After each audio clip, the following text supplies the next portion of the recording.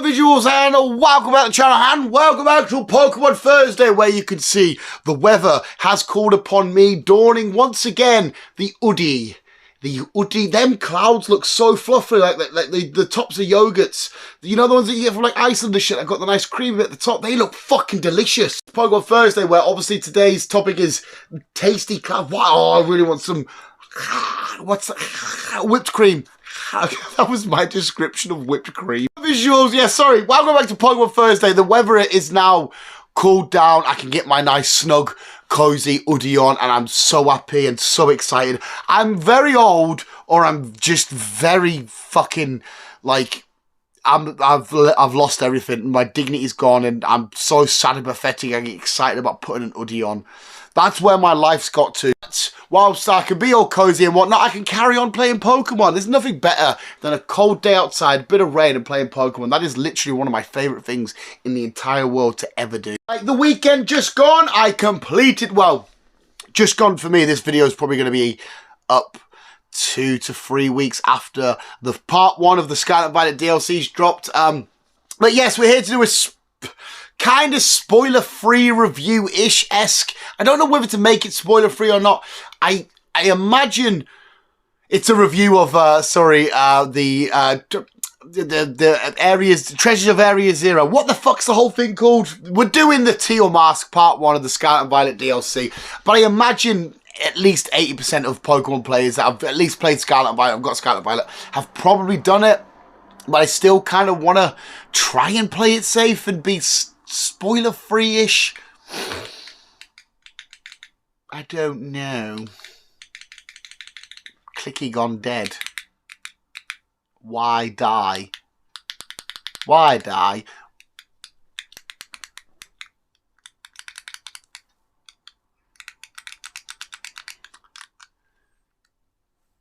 I don't know, we will get into it, because there isn't really a great deal to spoil. The Pokemon that we were getting and stuff, we already saw from, you know, the early looks and the trailers and the reveals and stuff. I guess the only thing that didn't real spoil in the trailer was the overall story, which to me was actually a bit of a surprise.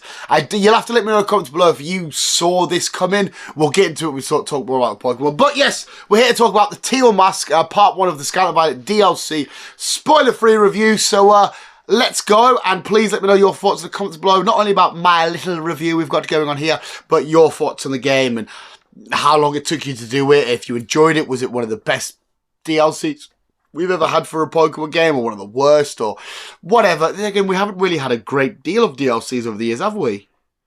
So it'd be, yeah, whatever. Let me know anything you want to let me know about the DLC. I'm a disgusting bastard. Visuals, with part 1 of the Pokemon Scarlet Violet DLC, we're off to the region of Kitakami, which is a bit mental because they call it a region, meaning it's got absolutely nothing to do with Paldea then, even though it's attached to it, and it's not, for me anyway, it's definitely not big enough to be a solo region. I don't know why they called it a different region, or is there something I missed in the text somewhere saying it is part of Paldea, but we just, you know, kind of like, I don't know, you know, like Great Britain, Scotland and England are part of Britain, but they're 2 different countries. Is it under some law like that? I don't know. Maybe I glanced over some shit. But yeah, it's beautiful. It literally is, though, an extension of the Paldea region. We got some nice little foresty area. We've got the big little sort of mountain bit in the middle with the big pool and whatnot at the top.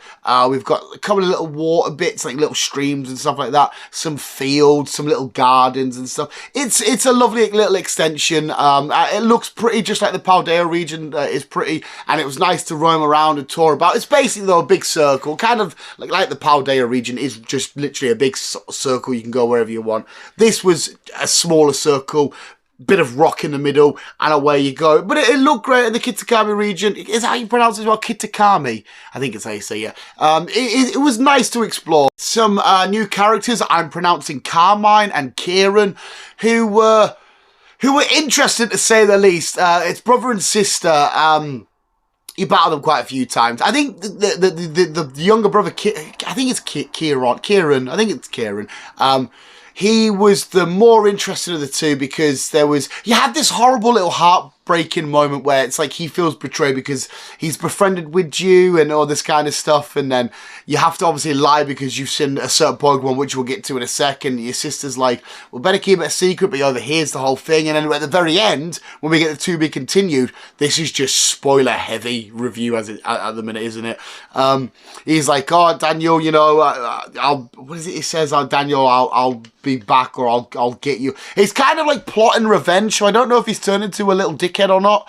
If he's going to start and pipe up, I'll smash his face in and put him in his place again. He didn't take out one of my Pokemon at all once. But yeah, we've got a couple of new additions to characters, plus there's a few more of the characters. We go on this little field trip with 3 people I've never once seen in our little school life. I'm like, when they come up to Saturday, I'm thinking, who the fuck are you lot? We're not bringing our usual suspects. Is Arvin and not coming or whatever? It's used. Who the fuck are you lot? But yeah, so we got a handful of cool characters. Definitely unique characters, and I actually am really excited and intrigued of how they develop further down the road. Now, to make sure I don't miss anybody, we got Poltergeist, Sinistcha, is it? Whatever, Diplin, which is really, really cool, and Blood Moon Ursaluna, which was so cool to get. He's so amazing and just looks so fucking badass and beautiful and pretty. So it was nice to get a few, 3 new Pokemon, obviously, region exclusives, I guess, with our Ghosty T shenanigans, and Applin, just a different evolution, but Ursaluna, a different form, the Blood Moon form. Absolutely beautiful. The whole story really evolves around Ogerpon. Again, until somebody pronounce it properly in my ear, I'm going to pronounce them like dickheads, because the way I read stuff, like I thought Thwacky was called Forky for so fucking long. But yeah, Ogerpon. Anyway, the whole story is about this little fucker coming with its pal once, and there's a bunch of villagers that, you know, shun them away because they're like, oh, you're different and weird, but then they put on masks, and then they were let in, but then they were attacked by 3 different Pokemon, which again we'll get to in a sec, and they were like, nah, you're a bunch of knobs, took the masks. Ogerpon's, I think it was a trainer or a partner of some kind, vanished. Deed, I think, anyway. I'm assuming they're dead. And then there was a story that there was these 3 heroes, but really they were the dickheads that bullied Ogerpon, and Ogerpon was sort of shunned away for nothing, and it made me feel really sad and really bad, and I was like, why are you trying to make me cry, Pokemon? This is just bullying. Everyone thinks that they're the good guys, but they're not really the good guys, they're twats, and, you know, little fucker just wants its masks. It's a fine Pokemon, though, grass typing, cool. It's got the water mask, the fire mask, and the... what's the other Terra type in there when it puts it on? Was it steel? I can't. Well, no, it was rock. I can't fucking remember now. But it visually looks absolutely bang on. It looks nice in its terrestrial form and its terrestrialized and shit. It looks great. But then the regular Pokemon, it looks like a little emo kid that's wearing a hoodie that's too big for it. It's like, I want to go listen to MCR. I'm not massively in love with it, but it's okay enough. But yes, we've got Okidogi, Monkidori, and Pheasantipity, who are the village and stuff think are 3 heroes, you know, that come to help save, or, you know, be the heroes of, fucking what we called again, Kitakami, and I can't believe I don't take fucking notes. I've got such a shit memory these days. I'm getting old. But it was all a lie. They were actually 3 nasty bullies. Now, this is the part I said at the start of the video visuals. Now that I know that part of the story and I look at them, I could see it and be like, oh shit, yeah. I can quite easily tell that you 3 are little bastard bullies. Did that give it away to you when you first saw the visual? Did you think they were quite good? Even where I see them displayed on the poster and that for now, the way they're looking over and they're overshadowing, you're like, oh yeah, you are 3 nasty little bastards. But when I first saw them, I thought, oh, just 3 goofy fun Pokemon that are probably just going to be like, yeah, we love this guy and we love that girl and we love this, whatever. But yeah, am I stupid for thinking they were going to be good? We do have these 3, and design-wise, they're okay, I guess. They're very modern Pokemon in terms of very much in your face and out there with these big sort of vibrant poses. But the colour scheme's quite dark, but they got the little bits of things hanging off and whatnot. They're okay. I think I'd have to say my favourite probably would be Okidogi. I'm fairly certain he's like the big bear doggy thing. We got a monkey and like a pheasant bird piece of shit, whatever. But yeah, they're okay. A lot of new mythically legendary sort of that aspect type Pokemon. sometimes very much miss with me sometimes. I mean, sometimes they absolutely nail it. Like, I love Zacian and Zamazenta. But then we can go back to, like, X and Y, where Volcano, I was like, okay. Magernia, okay, whatever. Diancie, okay, whatever. So the more modern ones are very hit and miss, whereas back in the day, the Celebes, and the Jirachis, the Ho-Oh and Lugias of the world and whatnot.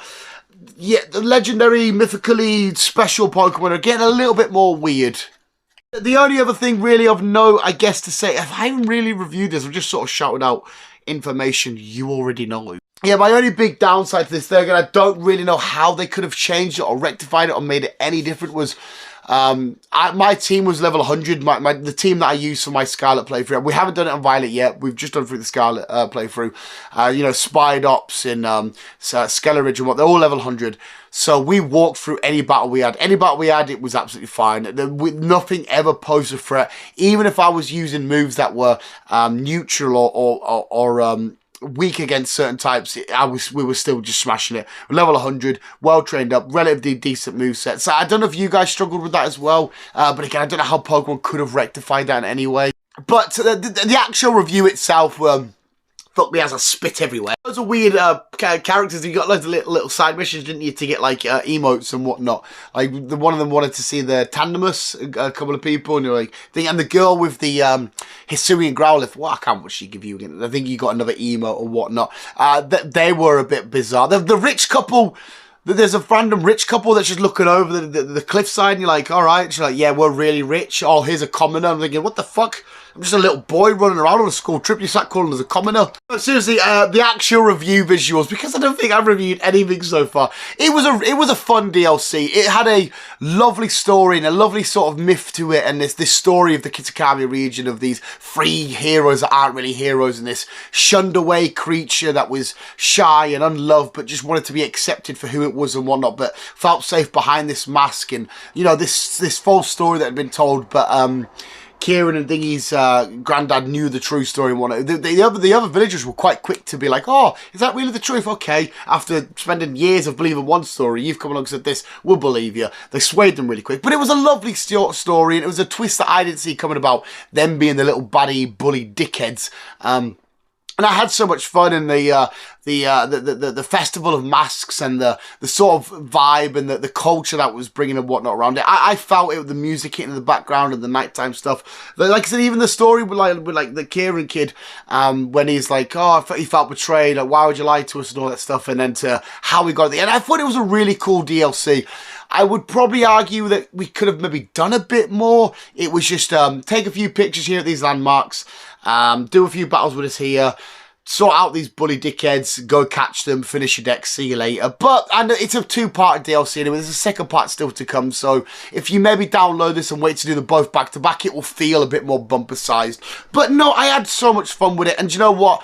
Mr. Optimistic Dan, Mr. Same Old Me, typical me, I can't be that too down on it, and I'm going to have to give it a 10 out of 10. Like I said, I know I was not annoyed, but a bit like, oh, I'm just wiping the foot. I'm sorry to be so big-headed, because I'm sure you guys did the same, but I'm just like, these battles aren't even competitive. I'm just absolutely crushing everything on my site, and everything I need to catch, I'm just using with the Ultra Ball. And I got to the point where I just used Pokemon Home, and all the Pokemon I needed to fill the decks, I just quickly sent it over, filled the decks, and then sent it back over Pokemon Home. And it was what the fuck. I did have fun. It was a nice mini region to explore, and it had a nice little legend and story behind it and whatnot. And it was nice to see some returning Pokemons, you know, with the Cramorants and whatnot like that, the Slugmas and the Makagos and stuff. Even like the Leavannies and shit. I was like, oh, all right, Leavanny, how you doing, pal? But it was really, really fun. I did really enjoy it. It only takes couple of hours. Casual play, you can maybe stretch it out for a day as the story wise, but then over the course of a weekend, if you're just casually playing away, you'll have absolutely everything boxed off. So visuals, it gets a 10 out of 10. I can't be disappointed. The artwork and stuff to it's beautiful. I'm glad we're extending the story and the lore and everything that's going on in the region of Paldea and whatnot. I can't wait to see what happens with the teal mask. The teal mask? No, the turtle motherfucker. Can't wait to see what happens with that and explain this phenomenon of terrestrialization and shit a little bit more. But visuals, please let me know what you think of the Teal Master Scarlet Violet's DLC Part 1. And let me know if you've even got it yet, or if you're waiting a certain time or a certain weekend. I know, James, you've been playing it, and I saw that you on your Facebook got a shiny... did you get a Slugma and then evolve it, or was it Macargo? I think you on your Facebook said you got a shiny Slugma and then you evolved it to Macargo. So well done you, that's fucking awesome.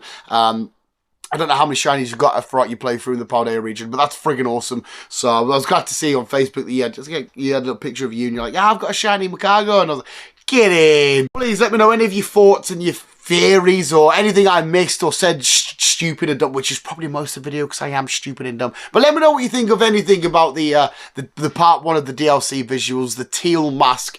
It was fun. No real gripes. 10 out of 10. Awesome. But visuals, let me know what you think of my really awful shit. Definitely spoiler heavy review. And yeah, just let me know what you think about anything. Visuals, thank you so much for watching. You guys are literally the best. Remember, always keep being you and keep on keeping on.